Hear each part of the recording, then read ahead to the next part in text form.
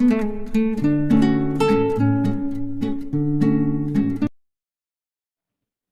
students, welcome to AI Education at Study with Anas. Today I will be starting class 12 Business Studies chapter number 1 और आज का topic है हमारा level and functions of management. तो आज हम इसको देखेंगे।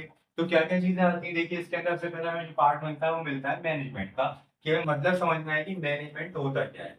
देखिए मैनेजमेंट को जो है वो दो कैटेगरीज के अंदर डिवाइड कर रखा है, पहला मैनेजरियल मेंबर्स और दूसरा जो होते हैं नॉन मैनेजरियल मेंबर्स। तो इनको समझते हैं। मैनेजरियल मेंबर्स वो होते हैं जो कि एक समझ लीजिए कंपनी की बड़ी पोस्ट होती है, लाइक सीईओ, मैनेजर्स, जो कि डिजाइन करते हैं मैनेजमेंट को कि ये हमारा ऑफिस, ये हमारा डिपार्टमेंट इस तरीके से रन करने वाला है। तो उनको मैनेजरियल मेंबर्स बोला जाता है।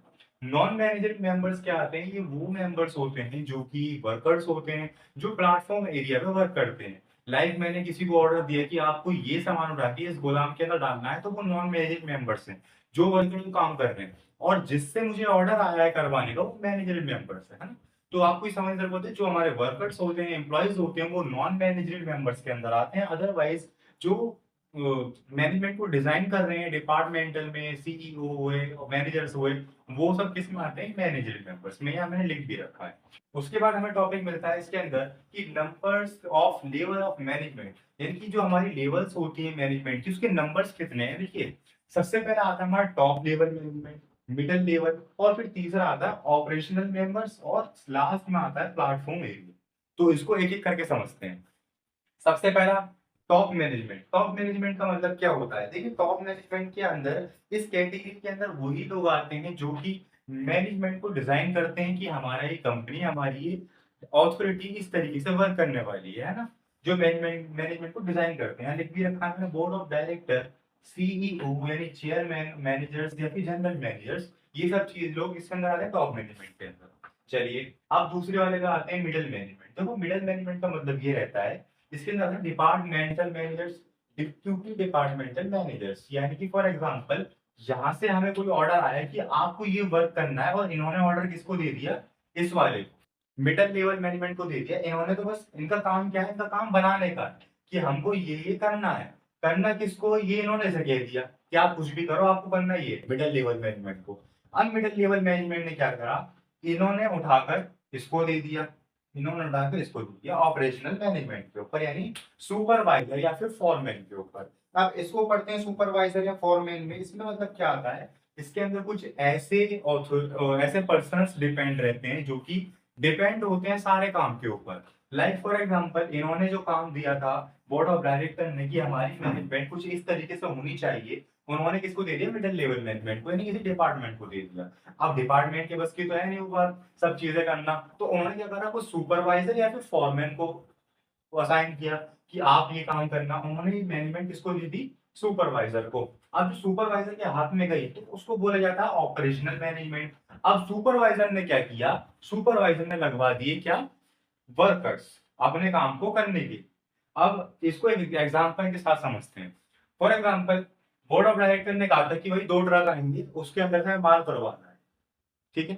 इन्होंने बस इतना बता दिया ये माल उठा के यहाँ पे इस प्लेटफॉर्म में या फिर इस गोदाम में रखना है। इन्होंने बता दिया मिडिल लेवल मैनेजमेंट को।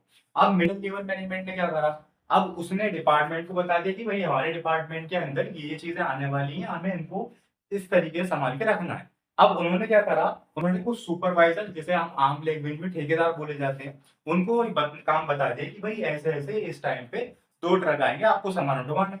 अब जो ठेकेदार होते हैं, लाइक मकानों का एग्जांपल ले लेते हैं, मकान के जो ठेकेदार होते हैं वो मकान थोड़ी बनाते हैं, वो तो मिस्त्री को काम पे लगाते हैं, वो सिर्फ खड़े होकर देखते हैं, उनका ठेका होता है पूरे मकान का, बट काम को एक्चुअल में और कर रहा होता है। तो मिडिल लेवल मैनेजमेंट ने असाइन किए सुपरवाइजर और फॉरमैन। अब इन्होंने क्या किया, सुपरवाइजर फॉरमैन ने लगा दी वर्कर्स काम पे कि भाई 2 ट्रक इस टाइम पे आएंगे, आपको ये माल उठा के इस गोदाम में रखना है। तो इस तरीके से हम इस पूरी मैनेजमेंट को कौन को समझ सकते हैं इजीली। आई होप आपकी समझ में भी आया मेरा। तो हम नेक्स्ट टॉपिक पे मूव करते हैं।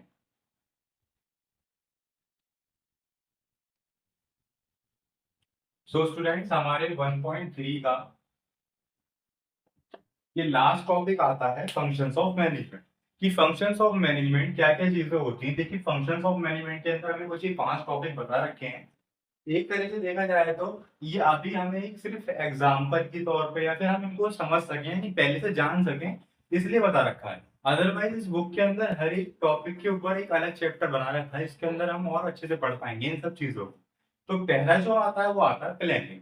देखिए प्लानिंग का मतलब इसको हम बहुत इजी भाषा में समझते हैं। फॉर एग्जाम्पल किसी भी काम को करने से पहले जो कि काफी बड़ा हो या फिर कोई भी चीज हो, तो उसको काम करने पहले हम क्या करते हैं, प्लानिंग करते हैं। लाइक हम ये काम इस तरीके से करेंगे।